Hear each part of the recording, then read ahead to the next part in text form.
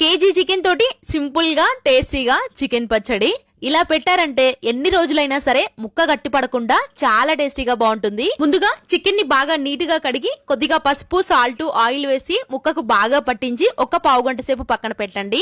ఈ లోపు మసాలా కోసం చెక్క, లవంగం, ఎలాచి, ధనియాలు, జీలకర్ర, ఆవాలు, మెంతులు వేసుకొని లో ఫ్లేమ్ లోనే మసాలాలు ఫ్రై చేసుకొని చల్లారిన తర్వాత మెత్తగా పొడి చేసుకొని పక్కన పెట్టుకోండి. ఇప్పుడు చికెన్ ని స్టవ్ పైన పెట్టుకొని చికెన్ లో నుంచి వాటర్ అంతా అబ్జర్వ్ అయిపోయే వరకు ఒక 10 నిమిషాల పాటు హై టు మీడియం ఫ్లేమ్ లో ఉడికించుకోవాలి. ఇప్పుడు వేరొక ప్యాన్ లోకి 200 గ్రామ్స్ పల్లి ఆయిల్ వేసుకొని 2 స్పూన్ల వరకు ఫ్రెష్ గా నూరుకున్న అల్లం వెల్లుల్లి పేస్ట్ వేసుకొని బాగా ఫ్రై చేసుకొని ఉడికించుకున్న చికెన్ ముక్కలు వేసుకొని ఈ విధంగా చికెన్ ముక్కల్ని కూడా ఫ్రై చేసుకొని వేరొక గిన్నెలోకి తీసుకోండి. పావు స్పూన్ పసుపు, గ్రైండ్ చేసుకున్న మసాలా పౌడర్, అరకప్పు వరకు సాల్ట్, 1 కప్పు కారం వేసుకొని బాగా కలుపుకొని పూర్తిగా చల్లారిన తర్వాత 2 నిమ్మకాయల రసం పిండుకొని కూడా కలుపుకోవాలి. సింపుల్ గా చేయొచ్చు, టేస్ట్ చాలా బాగుంటుంది. తప్పకుండా ఒకసారి ఇలా ట్రై చేయండి.